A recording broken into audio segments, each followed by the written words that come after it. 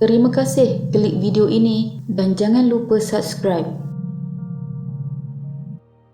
Pada 29 Julai 2023, tular di media sosial tentang kehilangan seorang pembantu bot yang dilaporkan hilang sejak hampir seminggu sebelum itu selepas keluar dari rumahnya di Taman Pengalat Besar Papar untuk ke tempat kerja pada pagi 23 Julai 2023. Ketua Polis Daerah Papar berkata mangsa dikenali sebagai Safwan Taha berusia 33 tahun bekerja sebagai pembantu bot di Jeti Sutra Harbour, Kota Kinabalu. Mangsa juga tidak dapat dihubungi dan tidak dapat dipastikan di mana keberadaannya. Siasatan di tempat kerja juga mendapati mangsa meninggalkan tempat kerjanya dengan menaiki motosikal pada jam 3.30 pagi. Aduan kehilangan mangsa telah dibuat oleh isterinya sendiri kepada pihak polis. Hasil temu bual dengan isteri mangsa, dia ada berhubung dengan mangsa pada jam 5.50 petang pada 23 Julai, namun selepas itu tidak lagi dapat dihubungi. Pada waktu itu, usaha mencari dan mengesan mangsa sedang giat dilakukan oleh rakan sekerja, ahli keluarga dan pihak polis. Kemudian, mangsa telah berjaya dijumpai tetapi malangnya dalam keadaan sudah meninggal dunia. Lalu, apa yang telah berlaku? Ini adalah kisahnya.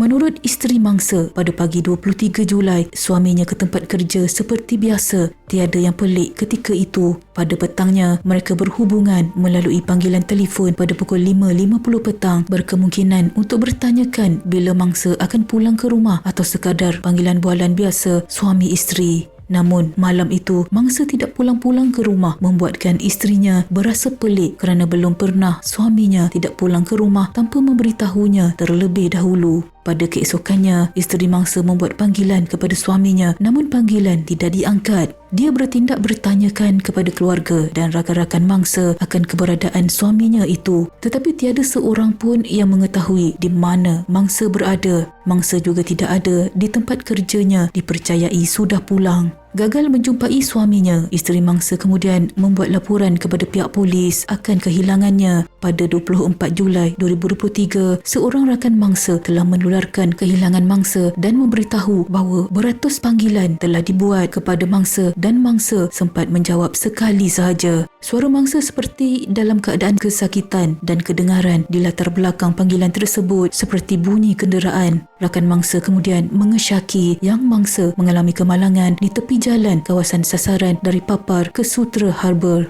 Dia memohon orang ramai yang mempunyai maklumat ataupun menyaksikan kemalangan membabitkan kenderaan yang digunakan mangsa iaitu sebuah skuter merah segera menghubungi pihak berkuasa ataupun keluarga mangsa. Pada 29 Julai 2023, pihak polis telah memohon bantuan orang ramai melalui media massa untuk mengesan kehilangan mangsa. Waktu itu, pencarian besar-besaran telah dibuat oleh pihak polis, ahli keluarga dan rakan-rakan mangsa. Berita kehilangan mangsa telah tular tetapi pada waktu itu tiada maklumat diterima oleh orang awam berkenaan mangsa. Siasatan lanjut polis mendapati kali terakhir mangsa dapat dikesan kedudukannya ialah di tempat kerjanya iaitu di Jeti Sutra Harbour pada 24 Julai 2023 jam lebih kurang 3.30 pagi. Mangsa dilihat oleh rakan sekerjanya meninggalkan tempat tersebut dengan menunggang sebuah motosikal jenis skuter warna merah dan menuju ke arah bandar Kota Kinabalu berdasarkan rakaman kamera litar tertutup CCTV yang ada di situ. Dalam masa yang sama, isteri mangsa telah merayu di dalam media sosialnya supaya suaminya itu pulang dengan segera kerana dia dan anak mereka terlalu rindukannya.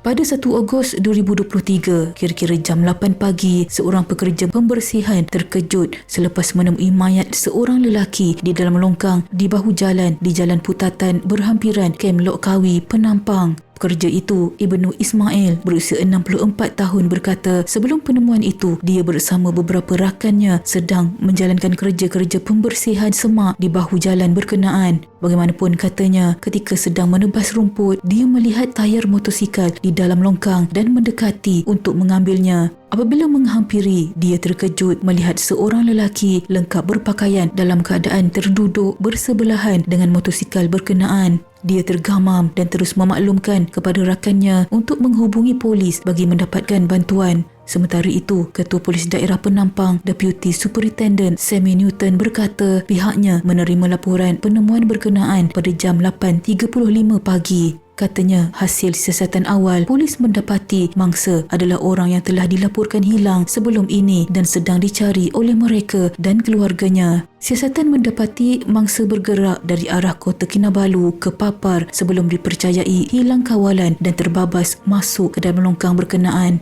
Mangsa disahkan meninggal dunia di lokasi kejadian selepas ditemui oleh pekerja pembersihan. Ibnu berkata dia yang sudah bekerja sebagai pemotong rumput setahun sebelum itu tidak terhidu bau pelik di tempat kejadian. Dia juga tidak tahu mangsa adalah orang yang dilaporkan hilang sejak 23 Julai. Menurutnya, sebelum itu, dia dan rakannya ada membuat kerja-kerja membersihkan rumput di tengah pembahagi jalan berhampiran dengan lokasi penemuan mayat mangsa namun tidak ada yang mencurigakan. Kes disiasat mengikut Seksyen 41-1 Akta Pengangkutan Jalan 1987 dan orang ramai yang melihat kejadian telah diminta tampil bagi membantu siasatan. Mayat mangsa kemudian dihantar ke Jabatan Forensik Hospital Queen Elizabeth I untuk proses bedah siasat. Ahli keluarga mangsa yang mendapat maklumat tersebut dari pihak polis segera ke hospital untuk membuat pengecaman dan mengesahkan mangsa tersebut adalah Safwan. Doa keluarga dan rakan mangsa untuk menjumpai mangsa akhirnya termakbul, namun sedihnya mangsa ditemui dalam keadaan yang sudah tidak bernyawa. Semestinya penemuan ini menyedihkan buat mereka, lebih-lebih lagi isteri mangsa yang amat berharap suaminya pulang ke pangkuan dalam keadaan selamat. Tetapi inilah yang dinamakan takdir. Tiada makhluk di dunia ini akan kekal bernafas dan pemergian kita dari dunia ini adalah pasti, cuma bezanya bagi setiap orang adalah masa. Yang ditinggalkan di dunia ini adalah sejarah dan kenangan. Takziah diucapkan kepada keluarga mangsa. Sama-sama kita hadiahkan Al-Fatihah kepada Allahyarham Safwan Taha. Semoga rohnya dicucuri rahmat dan dimasukkan ke dalam golongan hamba-Nya yang beriman. Sekian.